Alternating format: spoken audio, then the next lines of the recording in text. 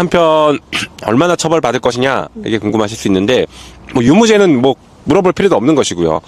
과거에 전두환 노태우 사례 때 보면은 비상계엄을 전국으로 확대한 것 자체가 내란이다 라고 대법원이 판결을 한 적이 있습니다. 그래서 전두환에게는 사형 선고가 됐었죠. 그래서 지금 사안 같은 경우에도 그거에 준해서 보면 적어도 그러니까 사형 또는 무기징역밖에 없거든, 내란 우두머리는요. 네. 적어도 무기징역은 무조건 나올 수밖에 없는 상황이다, 이렇게 좀 이해해 주시면 좋겠습니다. 네. 그리고 혹시나 감형이나 네, 가석방이나 그러니까요. 사면 복권 이런 거 못하게 지금 특별법 만들고 있으니까 예, 이 사람이 내란죄를 범했을 경우에는 중간에 풀어주거나 감형해주거나 이런 거 없다. 네, 그런 없게 만들려고 하고 있으니까 이 사람이 갑자기 다시 나온다라는 것은 불가능하다라는 말씀드립니다. 근데 지금 의원님 구속 취소 상태에서 검찰이 즉시항고를 하지 않음으로 인해서 사실상 그냥 추호준 이 상태에서 재판받는 거죠. 불구속 상태로. 네. 그렇죠. 지금 당장은 불구속 상태로 재판을 받긴 한데 법원이 직권으로 구속할 수 있거든요. 네. 이제 재판 단계이기 때문에 구속 여부는 법원이 판단합니다. 네. 그래서 다음번 재판이 진행될 때 현장에서 그 자리에서 바로 법정 구속도 가능해요. 지난번처럼 구속하러 막 이렇게 관저가고 그럴 필요 없이 재판 출석하면 그 자리에서 구속도 가능합니다. 그 재판 출석 안 하면 구속영장 바로 발부되죠. 물론 이제 그때는 잡으러 들어가야 되는데 하지만 그 전에 탄핵이 파면이 인용되면 더 이상 대통령 신분이 아니기 때문에 경호를 받지 않고 매우 빠르게 구속할 수 있습니다. 그래서 재구속시키는 것은 지난번 구속보다는 훨씬 쉬울 수 있다, 간단하게 할 수 있다라는 점을 좀 이해해 주시면 좋겠습니다. 그러니까 이제 원천적으로 다시 이게 근데 문제는 그 판사가 지기현이에요. 형사 25부 지기현. 그래서 이제 말씀하신 대로 그 재판이 이제 시작된 상태이기 때문에 법원에서 자기가 판단하기에 재판의 원활한 진행 등에 필요하다고 하면 구속을 시킬 수 있는데 과연 이 지기현이 그런 판단을 할까 그런 의문이 좀 드는 거죠. 그 의원님 동문 아니에요? 지귀현 판사. 서울대 법대라 그러죠? 네. 저보다 한 학년 아래라 그러는 것 같고요. 반이 달라요. 몰라요? A, B, C, D반인데 전 B반이고 그분은 D반이었다 그러더라고요. D반. 그런데 이런 겁니다. 그리고 동문이면 제가 다 책임져야 된다 그러면 너무 힘들어요. 윤석열도 책임져야 돼. 한동훈도 책임져야 돼. 윤석열부터 한동훈, 지기현까지. 아니 근데 많은 국민들은 그런 거예요. 이게 뭐 계속 돌고 돌아서 뭐 이런 거예요. 갑자기 지기현이라는 판사가 느닷없이 나타나가지고 구속 취소를 해버렸네? 구속 취소해도 괜찮아. 검찰이 즉시항고하면 돼. 근데 심우정이야. 근데 심우정이 즉시항고를 안 해. 그리고 본인의 어떤 그 의지로 그냥 결정했다. 뭐 이런 주장으로 그냥 퉁치고 넘어가는 거예요. 그리고 그 상태가 계속 유지가 돼요. 그러니까 국민들은 그럼 심우정에 대한 고발 조치를 통해서 공수처가 나서가지고 심우정을 뭐 즉각 수사에 착수를 한다거나 뭐 긴급 체포를 한다거나 뭐 이렇게 해야 되는데 공수처는 또 수사를 안 해. 이러니까 이런 어떤 답답함들이 이 사람들이 각자 자기 위치에서 자기 일만 열심히 해줘도 정상적으로 돌아가는데 아무런 문제가 없을 것 같은데 각자의 위치에서 내란을 돕고 있다. 이걸 어떻게 그래서 친위 쿠데타가 어려운 거다. 친위 쿠데타라서 그런 것도 있고 검찰은 내란의 공범일 가능성이 상당히 높습니다. 이미 많이 알려져 있잖아요. 그래서 검찰 역시 나중에 특검이 출범하게 되면 특검의 수사를 받아야 되는 사람들이기 때문에 현재 기준으로 어떻게든 살려고 발버둥 치고 있는 모습이다. 저는 그렇게 이해를 하고 있습니다.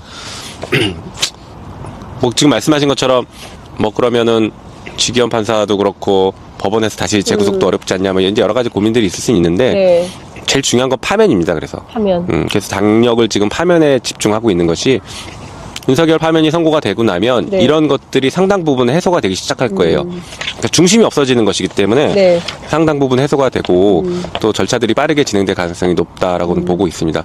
제가 오늘 아침에 라디오를 듣는데 서정욱 변호사라고 있잖아요. 목소리 걸걸하신 분. 그분이 라디오에 나와서 자기 요새 기쁘다. 기각 얘기가 돌고 있다. 뭐 이런 얘기를 하는 거예요. 본인이 구속 취소를 맞췄다. 구속 취소 내가 된다고 하지 않았냐 이러면서 기각이다. 이런 주장을 하는 거예요. 물론 그 가능성은 1도 없다. 그렇게 보고 있죠.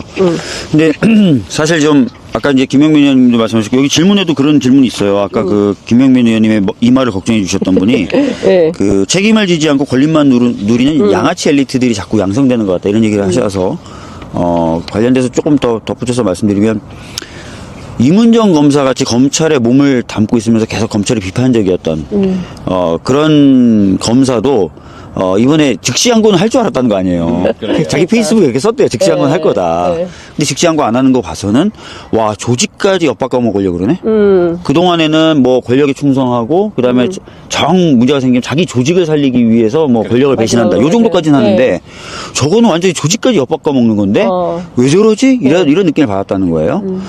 그러면서 이제 추측하는 게 뭔가 개인적으로 문제가 있거나, 김용민 의원이 의심하는 거죠. 뭐, 내란과 관련돼 있거나, 네네. 검찰 지도부가. 예. 아니면 뭐, 인사 관련돼서 뭔가 도움을 받고 이러면서 서로 뭐 발목을 잡고 있거나, 뭐 이런 개인적인 뭔가. 예. 개인적이거나 아니면 극소수와 뭔가 문제가 되는 그런 커넥션? 네. 카르텔?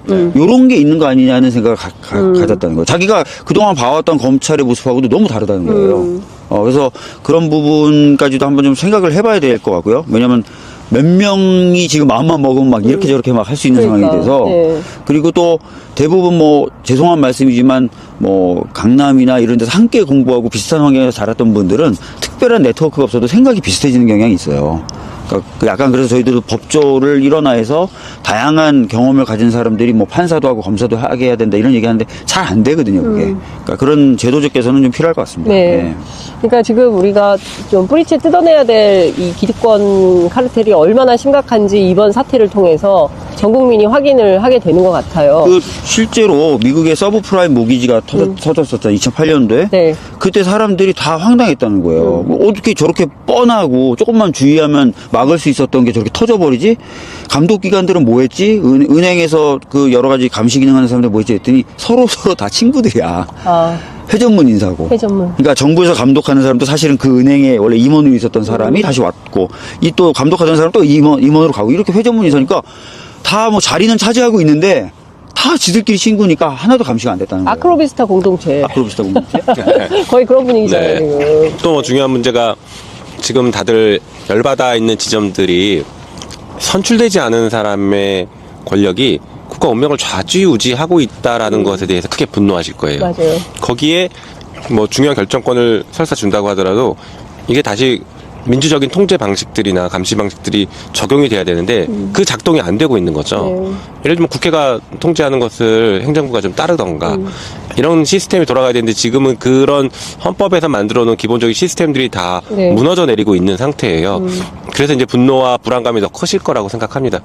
그래서 아마 이제 파면 이후의 세상은 그런 그 시스템, 민주적인 통제를 하는 시스템들을 좀 제대로 갖출 필요가 있다라고 봐요.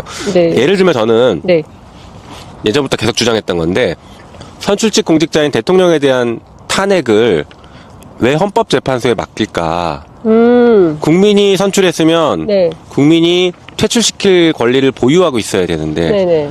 왜 한 번도 우리가 선출해 본 적 없는 9명의 재판관에게 국가 운명을 맡겨야 되나 근본적인 의문이 들거든요. 그래서 네. 저는 헌법 개정을 하면서 적어도 대통령, 선출직인 대통령의 탄핵은 국회가 탄핵 의결을 하면 국민투표로 결정하자라는 네네. 생각을 가지고 있습니다.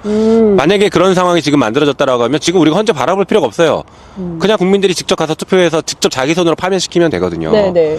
예, 그래서 이런 시스템을 만들어서 이 국민주권주의를 실현시키고 니들이 안 나서면 내가 직접 하겠다라는 이런 통제 장치들을 만들어줘야죠. 그럼 개헌해야 가능한 거죠. 개헌해야 돼요. 그러니까 개헌론으로 지금 말씀드린 겁니다. 예, 예.